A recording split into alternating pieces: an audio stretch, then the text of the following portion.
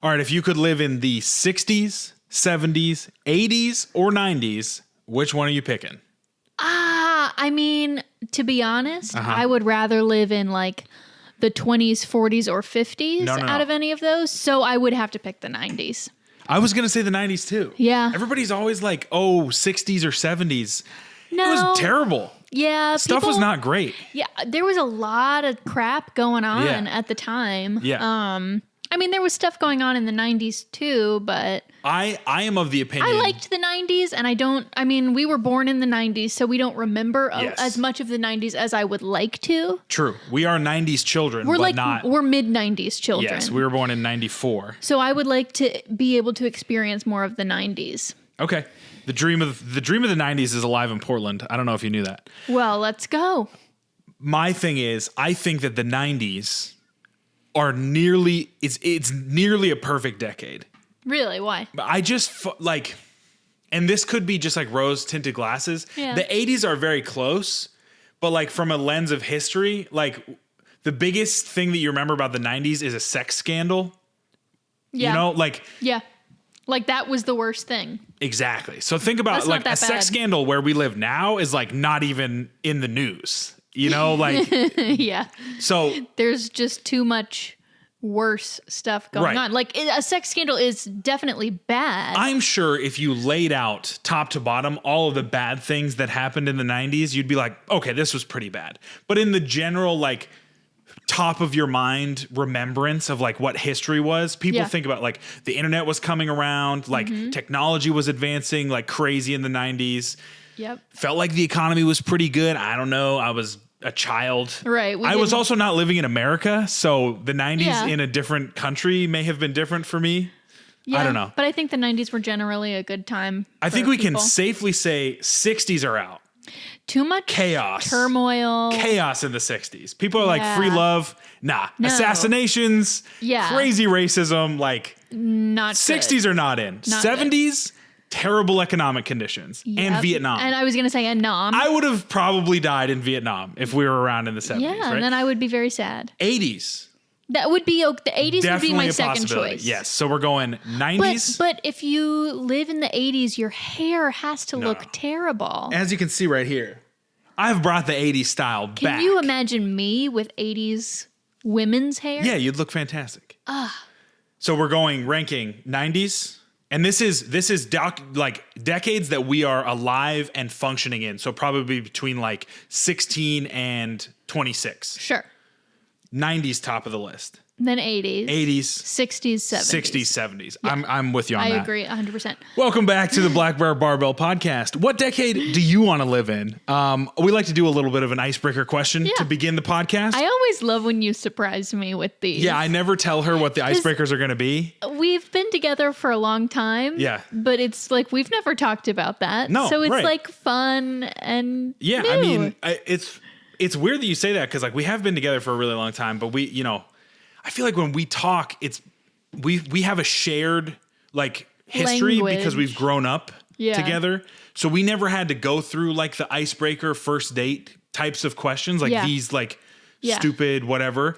We already knew each other very well. But that we missed that little gap of like, so I find these all over the place and I think them up sometimes and just shoot them to you as soon as possible. But and I think sometimes our answers surprise each other. Yeah. I mean, we're bang on that one though. I'm with you on the decades. But did you think I was going to pick the 90s? I thought, yes, because I thought I got to pick decades that you're not going to want to go to, because if I had said 20s or 30s. I wouldn't pick the 30s because of the depression. Like that's just if I had picked choice. Like the 1890s or the anywhere between like there, I think you would have picked that. I don't think people give the 1890s enough credit. How did I know that you were going to say that? People always talk about stuff in, the 20th century. What's wrong with the 1890s? A lot of stuff. It's horrible. Yeah. You would die. Probably. Almost immediately. But it would be interesting. Life expectancy was... But nobody puts that out as an option. And because what decade it's would horrible. you want to live in? It's not all bad. That's like saying, why does nobody say, like, let's go back to the Middle Ages? Samantha the American Girl doll had a great time. Well, I think that was rose-tinted glasses for the 1890s. Fair. You recognize what was happening in the 1890s, right? Yes, I do. Okay, thank you. All right. Anyway, what's your favorite decade? If you had a decade that you would want to grow up in, 70s, 60s, 80s, or 90s. I don't know why I said it like that. 60s, 70s, 80s, 90s. Pick one, put it in the comments. It's so good to see you again. Thank you for so much of the love on the last episode. Mm-hmm. We have a lot of fun doing this podcast. It was great to see everybody take a look at it. Yeah. Have some fun with it. Yeah. We're out here doing the Lord's work with long form content. Absolutely. And we're going to keep doing it. We're going to improve everybody's attention span, one podcast episode at a time. I hope so, because my attention span is continuing to diminish. Oh, no. I got a haircut. As you did. See. What do you think? You look great. Yeah? I love the curls. I'm not sold on the curls, if I'm being honest. You're a curly boy. I'm a curly boy. I was telling the hairdresser today, I got the haircut today earlier, and I was finally telling him, I'm 28. I have finally found a way that I like to do my hair. I feel like men's hairstyles, you got like 3 options. Yeah. You've got like the short sides, close cropped business style. You've got like emo, mod, weird. Mm-hmm. But like nobody does anything with men's hair. I got to be honest, I don't think I've found a hairstyle that I relax. What are you talking about? Like that you feel good in? That I like know what to ask for or that I know that I like. Dude, it is great going in and being like, just trim up the sides. Give me that mullet again. Yeah, I just like, I don't know. My hair, I let it grow. Yeah. I don't get a haircut for like 2 years. Yeah. And then I cut it to a little bit below my shoulders. I don't really get a lot of layers because I'm afraid I'll look stupid. That's your problem. And then I let it grow for another 2 years until it gets about as long as it is now. And then I cut it off again. You have the haircut of convenience. The haircut Absolutely. of, it's time to cut my hair. Let me go get it done. Yeah, my hair's getting annoying. I keep sitting on it. Yeah. I mean, it's hard, right? Like if you don't have a tradition, like I feel like if you have an out there hairstyle, you can be like, you know what it's supposed to look like. Mm-hmm. So you know when to cut it. But with your hair, it's like, well, it's not going to look that different if I cut it. Might as well just keep growing it. You know what I mean? And it's like, I've got a busy couple weeks coming up. Yeah. Like, I don't really want to make time to go. Oh, yeah. Get a haircut. So I'll just maybe next month. Yeah. I mean, and then 2 years later, I haven't gotten a haircut. Pre-mullet, you couldn't pay me to get a haircut. Yeah, you used to hate I hated it. And it only took like 30 minutes because I'd go in there and have them basically just shave it all buzz off. It all off. Yeah.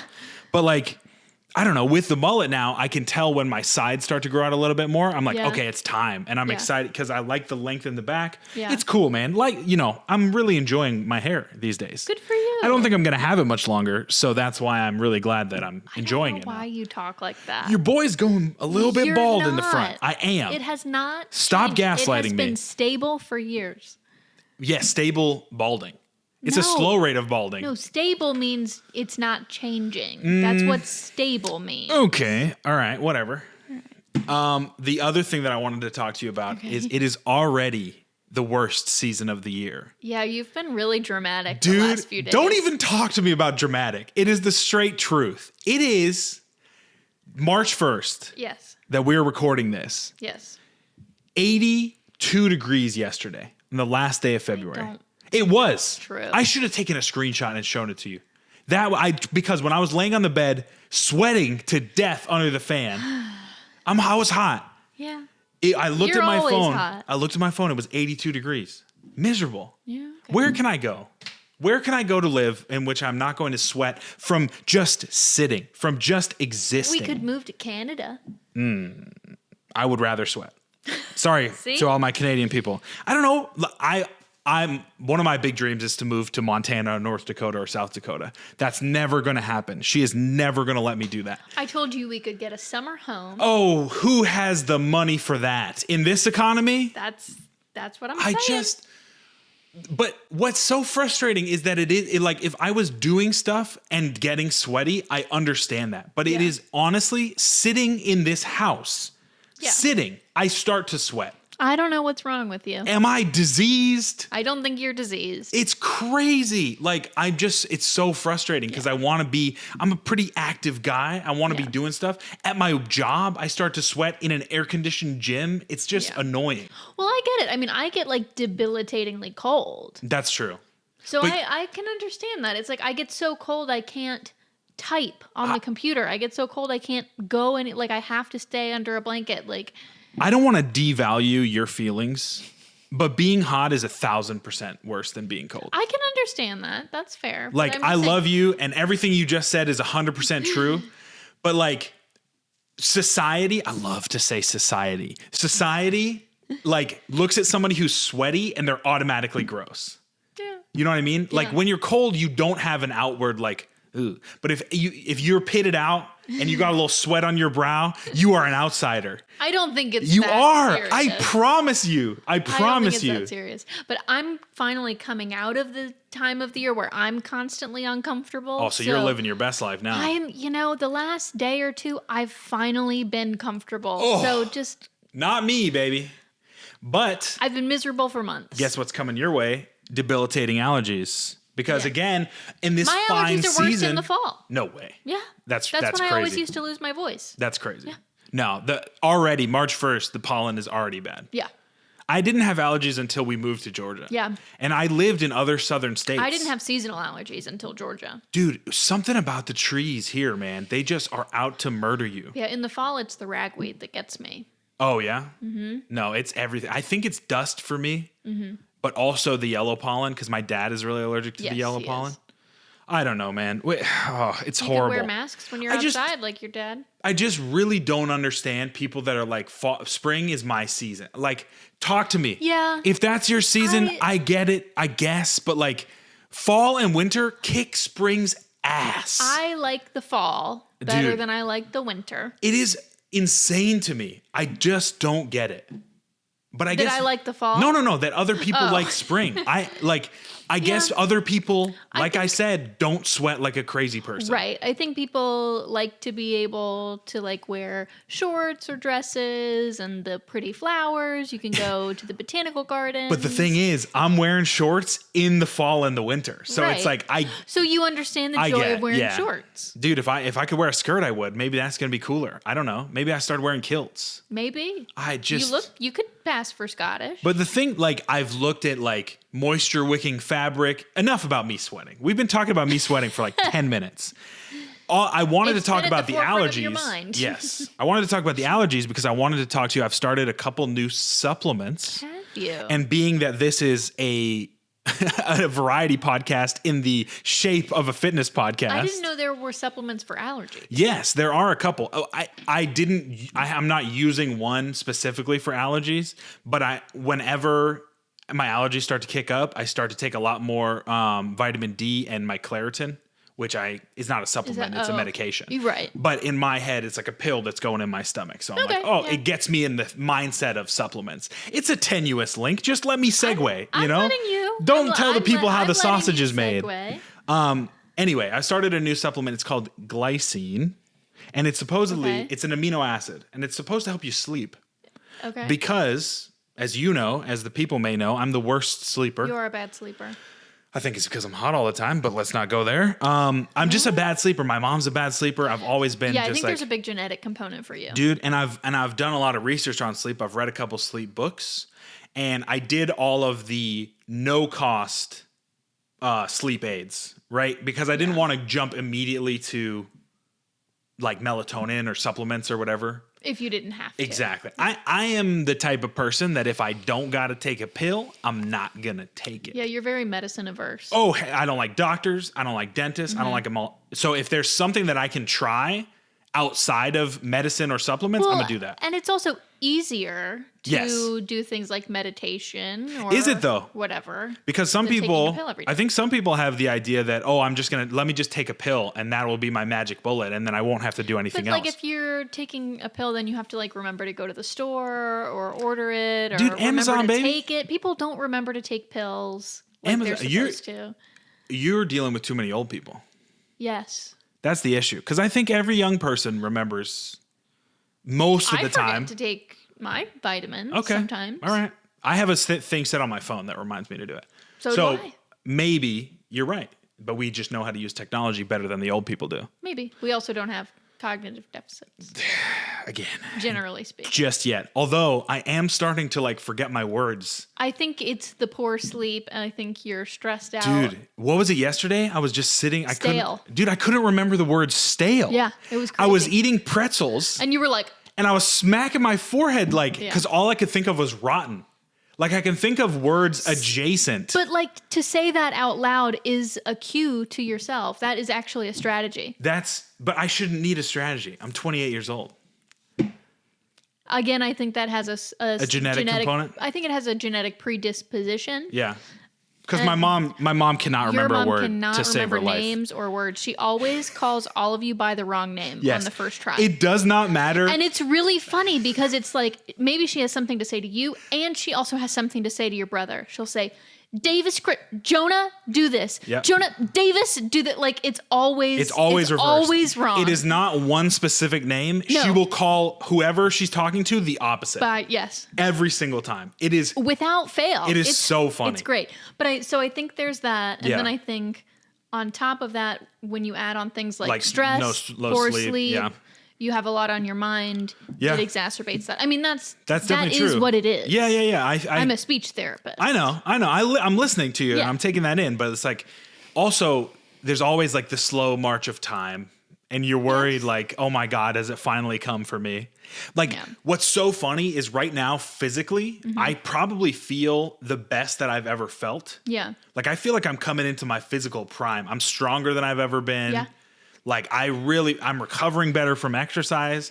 So to have that like little mental lapse, I'm just like, dude, why can't everything be going at the same time? Well, and it often happens at night. Yeah, that's true. Or when you're hungry. Yeah, or on a bad day where you've had a lot going on. Okay. I'm telling you. You've convinced me. But you should have said rotten out loud and you would have heard it's like a feedback loop. You was like, no, it's not rotten, it's stale. Okay. All right. So try that. All right. Because I hear it, I do that in my head. Yeah. I was like, rotten. Okay, it's something like rotten. It's a semantic relationship. And that's actually a treatment for people who have aphasia or word finding problems after like a stroke. Oh, really? There's a treatment called semantic feature analysis where like say the target word is stale. Yeah. And you take that word and there's like a chart that you can use and you basically describe it. Okay. So like it's what it's related to, what its color is, what its type is, different things. There's a whole treatment that's prescribed.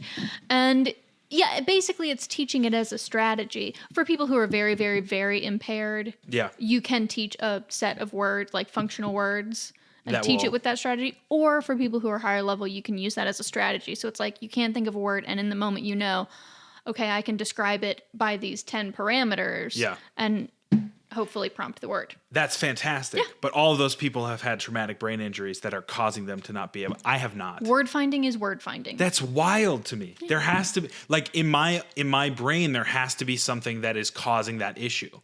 But I think I've got to come to terms with the fact that like in life sometimes everybody has tip of their tongue moments. I know. But I'm having them more frequently than recent. Well, I think it's for the reasons that we've mentioned. That's true. And also, I'm just hot all the time.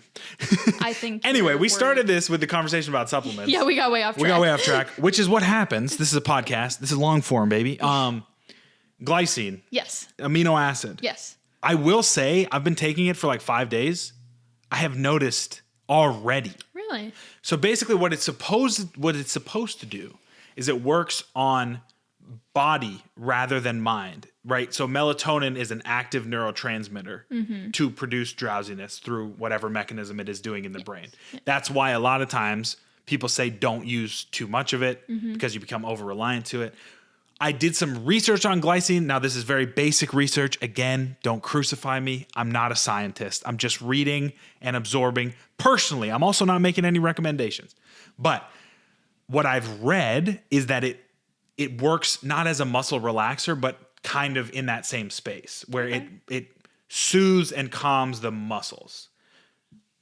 I don't know. Maybe. I don't know. You can never really tell with these supplements because the information on the bottle very much poorly designed. And they're usually funded by the company anyway, which is a red flag. But personally, I have noticed a little bit of a difference in my deep sleep. Like I feel the first time I took it, so it's recommended take 2 capsules of it, right? So first night I took it, Saturday night, I think. And then I woke up and all of Sunday I was so drowsy and so tired. I was like, I wonder if it was the glycine. Do you remember that? I do, yes. So then I've been taking just one. And I do notice like I take it at like 8 and I'm trying to go to bed by like 9:30, 10, and I'm struggling to keep my eyes open at that point. I'm like, wow, well, that's great. This is cool. And then I'm also not waking up as much in the night. Well, that's awesome. Could be all placebo, but I've said this before and I'll say it again. I think the placebo effect is valuable. Yeah. No, you're right. You're sleeping better. That's true. You're 100% right. Does it matter if it's the medication, doing what you think or if it's just a placebo? Who cares? You're sleeping. Right. That's true. I think that's a really good point. It's not hurting you. And it's cheap. It's like $20 for like 120 capsules of it. I was like, yeah, let me try this out. So yeah, there's no negatives. That's the thing. And I did do some research on like side effects. Doesn't seem to be any. Yeah, if it's inexpensive, no side effects, and it's helping. Which is basically what I wanted to talk That's to you. That's exactly what you want. I wanted to talk to you about supplements because in my field, in the fitness space, I think the immediate jump is like, oh, I got to get all these different supplements because like I was talking about, they think that it's going to be the magic pill. Like there's always a new fat burner or a new appetite suppressant or whatever. And a lot of it is like herbal, like stuff that may work, may not work, doesn't have a great evidence base. You know, like with glutathione, like obviously that works because that's a diabetes drug and people are buying that for weight loss. But I'm talking like, you know, whatever. Non-prescription. Exactly. Lemon extract or some garbage, right? I think there's a lot out there that are really expensive. Yeah. And personally, if I'm going to be buying something expensive, I want to be aware of that it's actually going to have an effect, right? So like the first thing that always comes to mind is like the biotin and the collagen things because I'm a girl. Right. I get targeted. You are for fully those. Marketed too. Yeah. Every other Instagram ad. And I don't think there's great evidence for them personally. Well. But I'm going to get there. I don't think there's great evidence for them, so I've not purchased them in the past until I had my tendonitis and like nerve compression issues. Yeah. And you told me that, you know, a little bit of extra collagen it has some evidence to show that it can be beneficial for healing of tendonitis and for connective tissue support. Right. And so I went to Costco and I bought the almighty Costco. Vital Proteins, you know, blue thing, collagen peptides that you see everywhere. It did happen to be on sale. It was like $5 off. So I was like, well, I was going to buy it anyway, but now I'm definitely going to buy it. Right. And I've been taking that for probably around a month. Yeah. I put it in my smoothie every morning. Do you notice a difference or no? I mean, my injury is better. Huh? But can I relate it directly to the collagen? No, because I've been doing like 10 different things. Exactly. I've been doing topical treatments. I've been having the collagen. I've been doing stretches, nerve glides, and resting from the aggravating activity. So did it help? Maybe. Right. Am I going to buy it again when it runs out? No. You're not? I'm not. Really? Okay. I've probably got about 5 days left worth in the thing, in the container. My injury is pretty much recovered, and at this point it does feel more like nerve problems rather than tendonitis. Okay. So I don't think that there's a continued need. Okay. I would, so collagen. And it's expensive. If it was inexpensive, I would buy more and do another month, 4 to 6 weeks worth. Yeah. But for like 4 to 6 weeks of it, it's like almost $40. Yeah. And I don't think that it's worth that to me. Okay. I will say, so for anybody listening, collagen is not a great protein in terms of muscle building. A better protein source would be like a whey protein or animal-based protein or some vegan pea proteins in terms of muscle building. However, some collagen studies have shown to be beneficial to usually what they say it's going to be beneficial for. Connective tissue. Hair, nails, connective tissue. Yeah. So if that's something that you're concerned with, like go for it. Well, and I feel like I eat a pretty generally healthy whole foods diet, diverse diet. Yeah. So I probably get a fair amount of collagen. I think so. In my diet. I'm not eating McDonald's every day. An excellent point about supplementation. And that's how I feel about biotin as well. Right. You know, there's some in my vitamin that I take when I remember to take it, but I almost could guarantee that I get enough in my diet. In your diet. So I'm not going to spend a bunch of extra money to have like nice fancy pee. Right. That's the way I feel about it. A lot of the stuff is not bioavailable, which means it's not absorbed into your system effectively through pill or capsule form. It's much better absorbed through whole foods. Yeah. Which is why supplementation is a supplement to your diet. Right? Yeah. But I think a lot of people get that backwards and they just go for the supplement first. It's like, oh, I take it as a pill, so I don't need to eat spinach. Okay, fine. But if you were trying to get all your micronutrients that way, you'd be spending $1,000 on supplements because, unfortunately, a lot of people taking multivitamins, all those dosages, I don't want to say all, but most of those dosages are way off for what you actually need, right? And so they're pumping up the expensive stuff and they're pulling out the non-expensive stuff to artificially increase their prices. Right. So you just got to be really careful. Yeah. Well, and it's like if you got blood work done at the doctor's office and they're like, okay, you are iron deficient. Eat some red meat. Yeah. Eat some red meat or take some iron. Right. I got blood work done a few years ago and I was vitamin D deficient. Yeah. I wasn't taking a multivitamin at the time. So the doctor was like, take a multivitamin, make sure it has this certain amount of vitamin D in it. Yeah. Problem solved. But the issue will always be we don't know if it actually has that amount of vitamin D because the regulation of multivitamins, the regulation of supplements in general in the U.S. specifically is absurd. Yeah. Like you can pretty much say whatever is in there, and unless you do an independent third-party lab test, which no consumer is going to do, you just kind of throw your hands up and say, well, maybe this is right, maybe it isn't. I don't know. Yeah. Well, the next year I got blood work done and I was no longer vitamin D deficient. Yeah. So also go outside. You know? I wear sunscreen. It is spring now, so you can go outside and sweat to death. I wear sunscreen every day. Oh. Everybody should please wear sunscreen. Nah, don't. I have a family history of melanoma. Okay, well then maybe in her case, but sometimes you got to go see the sun. I was complimented on my You got to go stand out there and scream. You You just scream at the sun and you absorb all the vitamin D. No. That's how you have to do it. Well, you're an island boy. Yeah, you got to go do that. That's good for you. To wrap up the supplement conversation. Yeah. What I want to say is everybody has levels, right? So as a coach, there's only one, maybe two supplements that I will recommend to everybody. No, pretty much one. Protein? And that's going to be, so protein is a different. If you need to supplement your protein, that's totally fine. Creatine is the one that I will say, okay, everybody can take this. We've got so much evidence that this is helping, not just muscularly, but also now we're getting some studies about how it impacts brain health. Oh, wow. So the other one I was going to say was caffeine, but a lot of people are caffeine intolerant.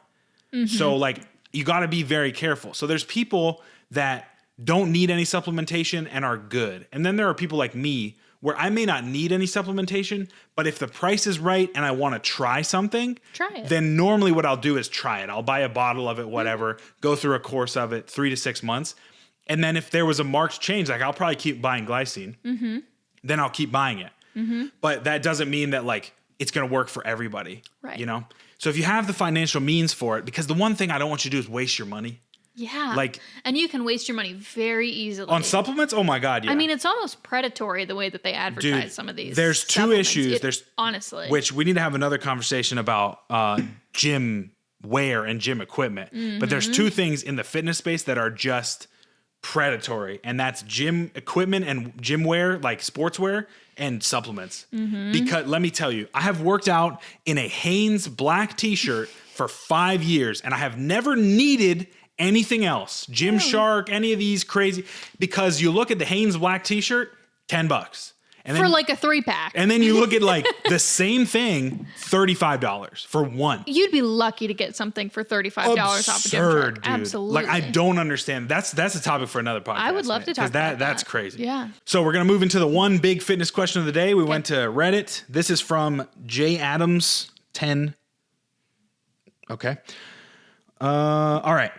So they ask, right now, I'm currently doing strength and muscle workouts, hoping to trade off some of my fat for muscle. Bookmark that. Okay. Currently 6 feet, 22-year-old male. I was right.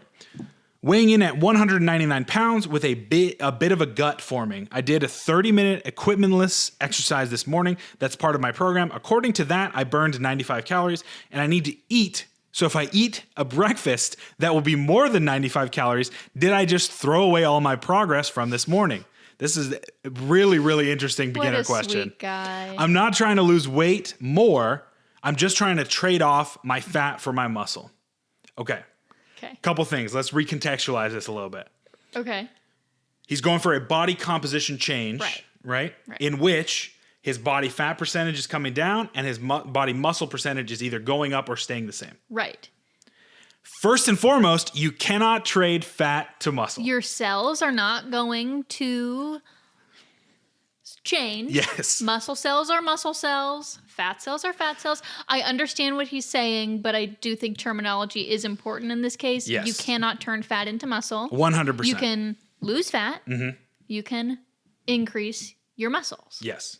You're not gonna. They're it's not gonna interchangeable. Switch. They're Absolutely. not right. We're not transforming ourselves. He may just be writing that as a shorthand. Right. But it is very important because that is a very prevalent myth. There's nothing that can turn fat into muscle. Dude, the amount of people possible. in my job that come to me in our initial session and say, I just want to change some of my fat to muscle. You cannot do that. You cannot do that. It is not possible. It's not possible. What you can do, especially as a beginner, which I believe this guy is experience that type of body composition change. Mm-hmm.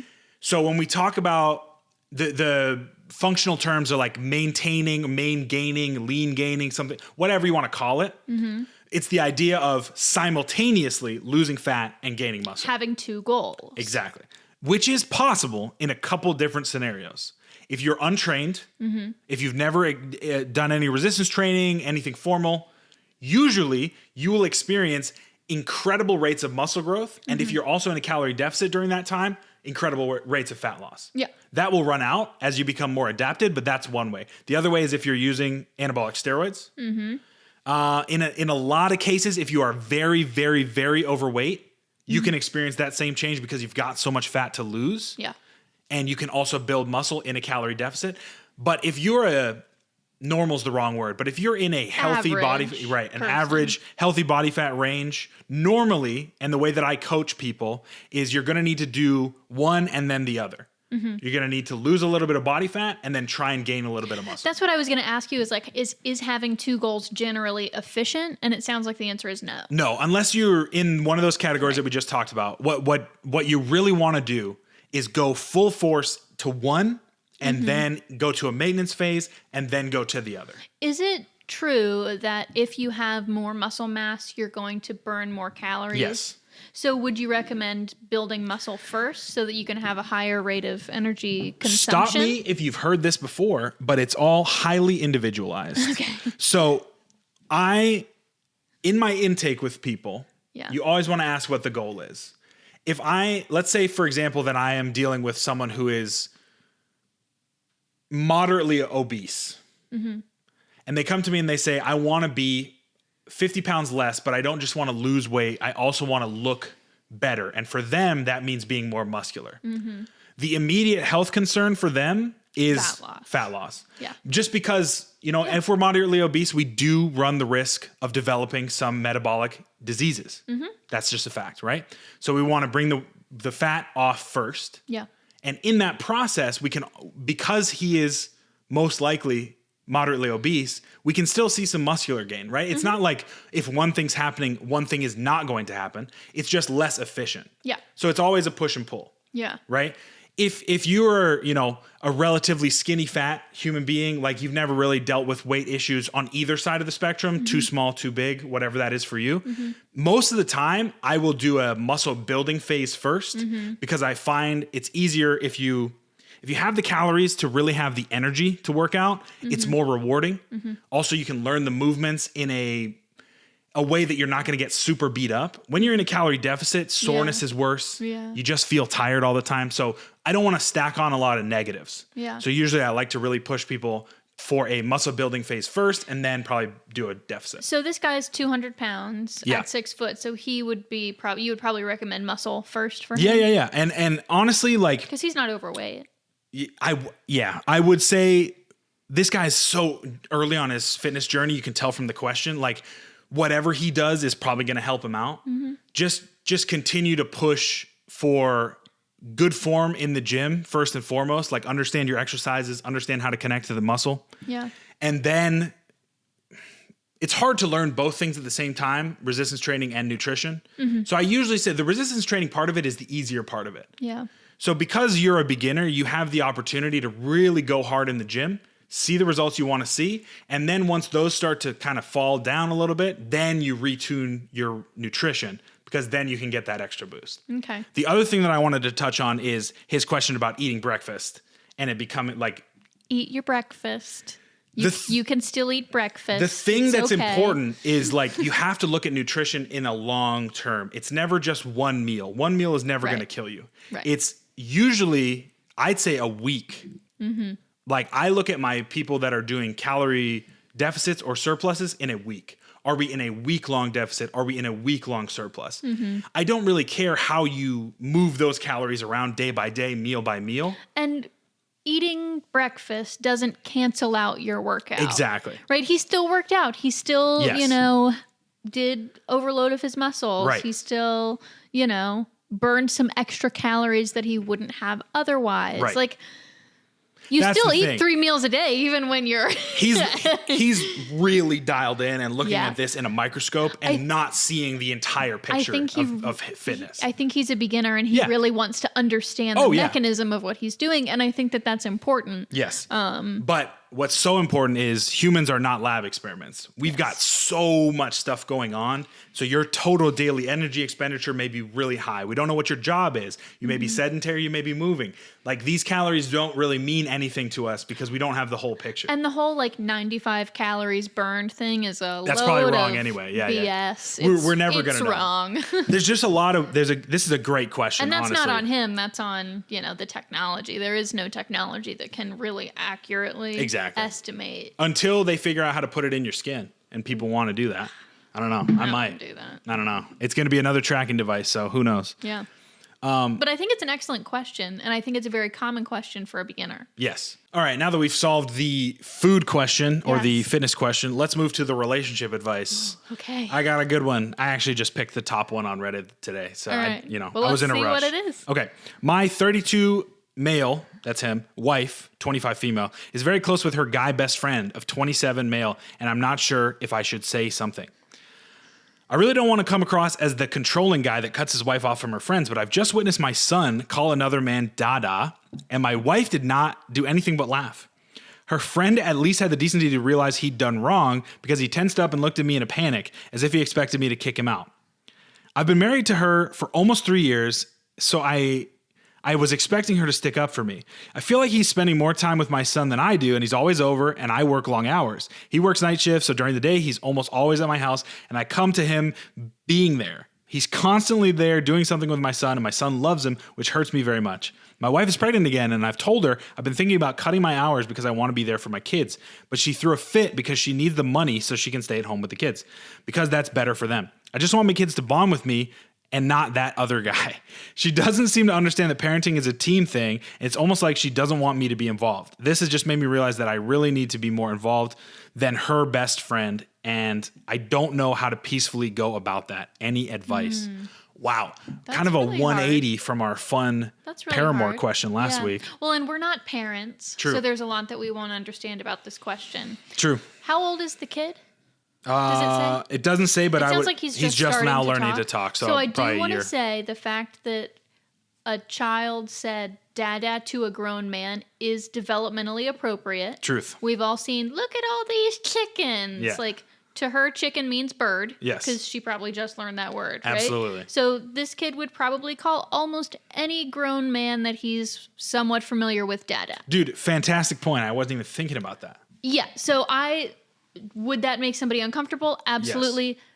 But is it reasonable? It does take some of the sting out of it because it's not like, this is my new dad, like a 13-year-old saying to the other, you know? Right. It's just a kid learning to talk. This is a 1-year-old. Right.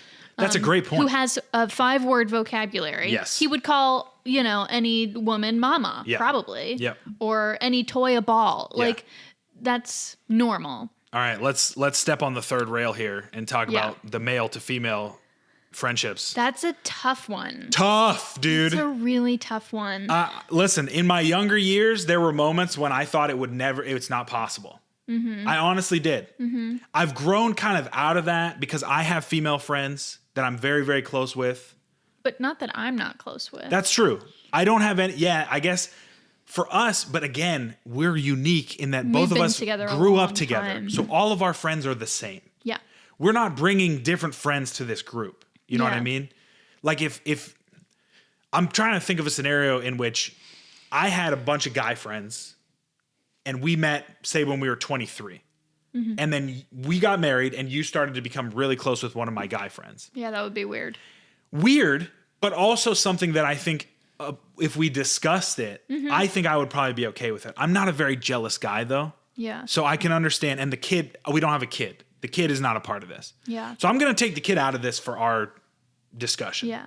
The kid is a very important part of it. Yeah. Right. But for our discussion, like, I think a conversation about why do you like spending so much time with this guy? Is there some way that we can all spend time together? Yeah. Because I do think I would feel uncomfortable if it was just you guys hanging out. Right. Especially at the house when I'm not there. I get that. It is very strange to me. I don't think it's very appropriate necessarily. I don't know. But I do think there's something to be said for a parent wanting to spend quality time with their family. Okay. You want to move to that part? Because I've got some very strong ideas about that one. I do too. I think it is important to maybe take a look at their budget and see, is there a way that we can afford for me to work a little bit less without you having to start working? Yes. Because I feel like I'm missing out on my kids growing up. 100%. I was going to say the exact same thing. Yeah. I feel like you have to, in this life, you get very few moments of deep connection with another human being. And I feel like parent to child needs to be that. Yeah. So you need to do whatever you can do financially to try and figure out a way to make that work. Easier said than done. Trust me. We've got bills.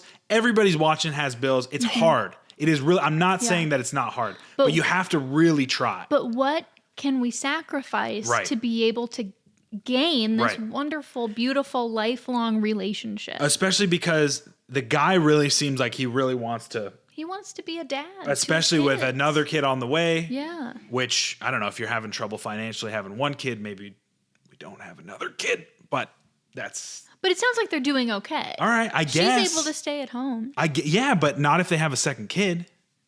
I don't know. I don't know either. Could have been an accident. Who knows? I don't know. I just, like...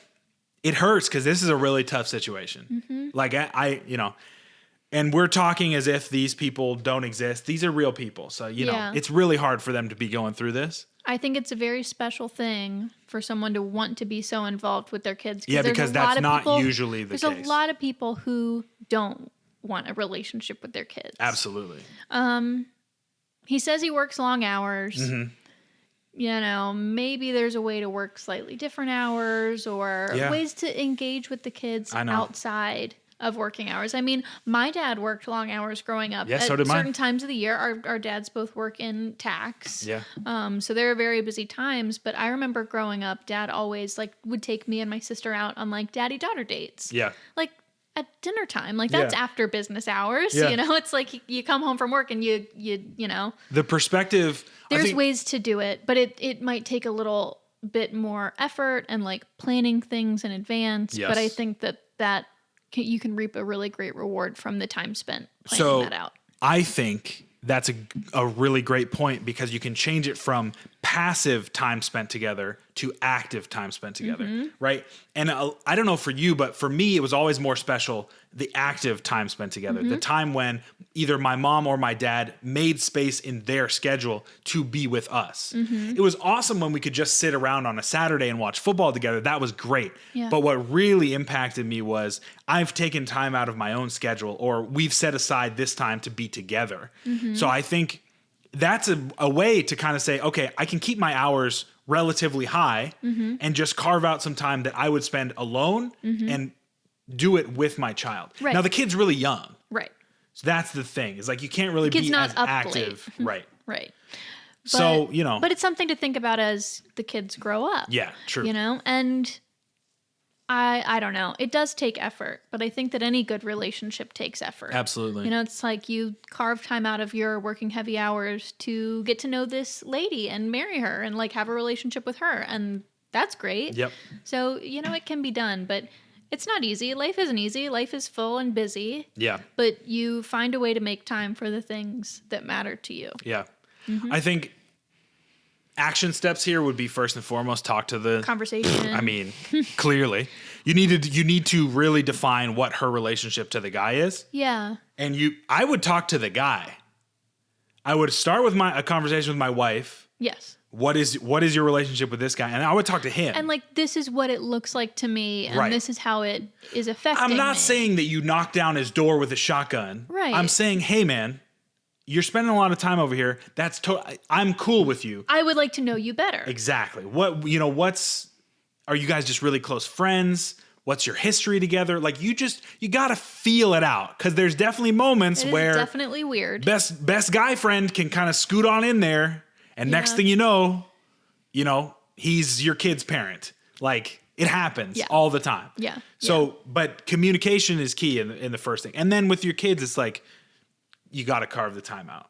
I don't feel really qualified to say that because we don't have kids. Right. But we don't know what it's like to as have a kids. child, from the parents' perspective, what made me feel really special in my parents' eyes was those moments where they cut out time. Yeah. Or even if it's something small. I remember, my mom used to set up like little scavenger hunts in the house. Yeah, right.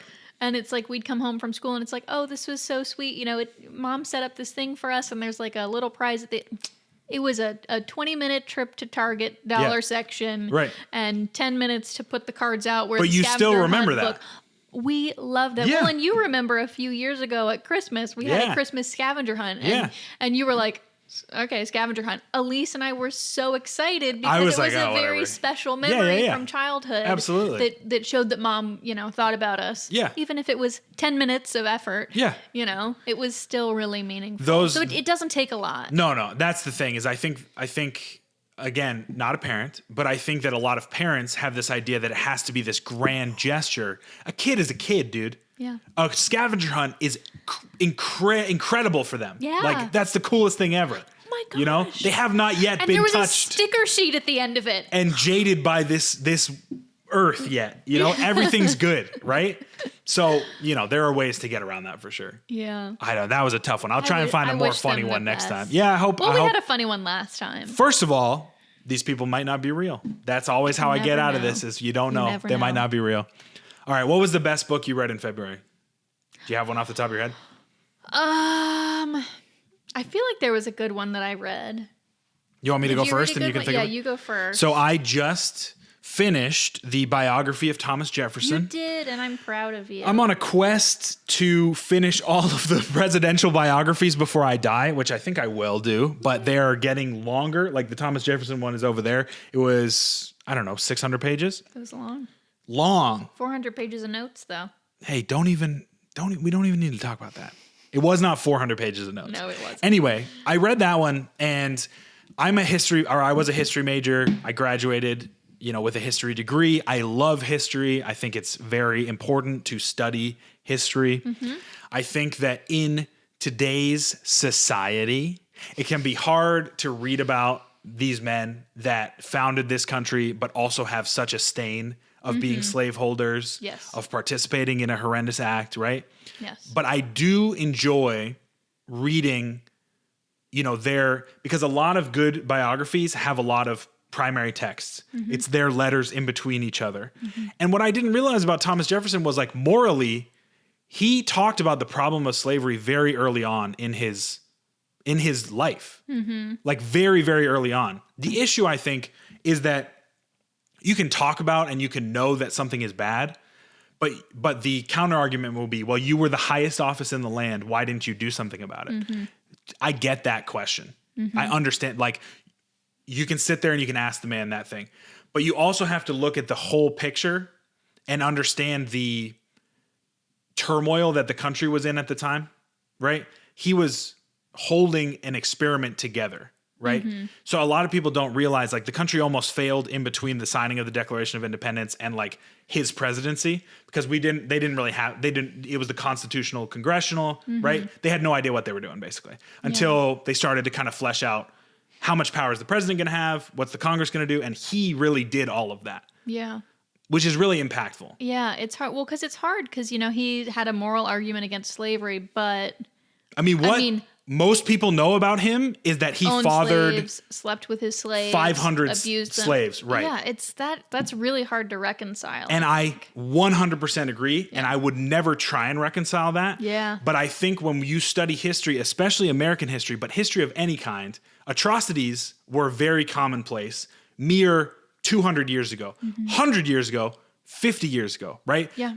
But we have to be able to, no man is good.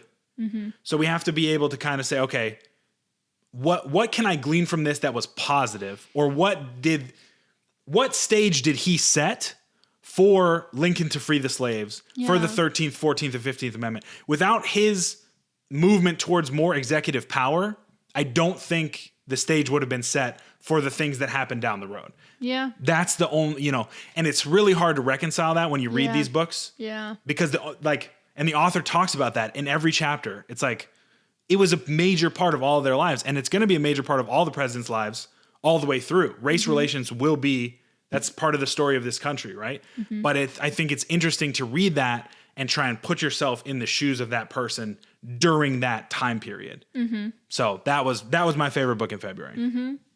That's wonderful. You got one? I do. I don't know that I read it in February. I might have read it in January. But it was called Betty by Tiffany McDaniel. Okay. And it was really beautiful. And it actually is based on the childhood and growing up of the author's mom. Okay. And so it's about a family. One of the children in the family is Betty, and she's a young girl. Her mom is white, and her dad is Native American. Nice. And the character was born in 1950, let's say. So, is this a real person? History. It's based on the author's mom. Oh, okay. All right. Betty is the author's mom. I got you. I think names were changed. Yes. I'm picking up what you're putting down. But they're in a small town in Ohio, and so it has a lot to do with, discrimination, injustice, and abuse as she grows up, what she has to deal with in school. Yeah. And it also focuses really heavily on kind of generational trauma. Oh, her mom was abused. No, I get you.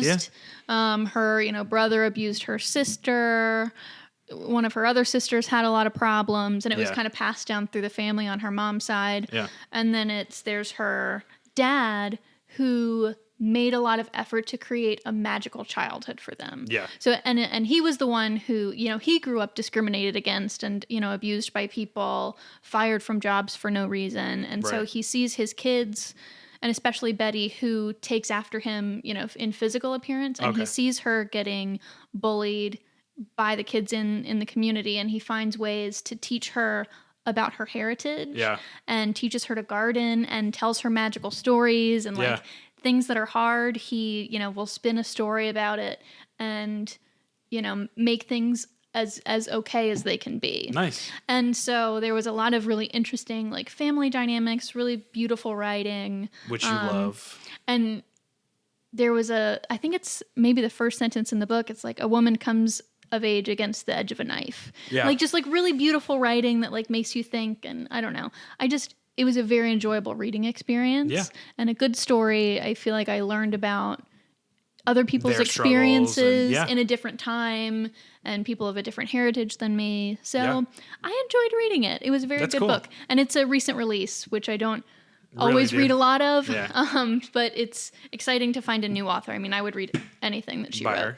Oh, yeah. Nice. It was great. It was great. I mean, that's awesome. So both of us kind of read some race trauma. Yeah, we did. In the past. I'm wondering right now I'm reading The Tragedy of Great Power Politics. That sounds dry. I'm getting it's very dry. It's about, it's about international relations. So I'm getting very into nations and states and good for you. Nation building and stuff like that. So interesting stuff. I know it's for you. I'm also reading a bunch of high fantasy, which kind of breaks it up. Yes. Good for you. I think that's all I had for today. You got anything else you want to tell the people? I don't think so. We love you people. We love you people. Thank you again for watching another episode of the Black Bear Barbell Podcast. We really appreciate it. Go ahead and like and subscribe. Send the podcast around. Be the change you want to see for long form content. We're going to keep putting them out. We hope you have a great rest of your day and a great rest of your week. We'll see you next time. Goodbye. Bye.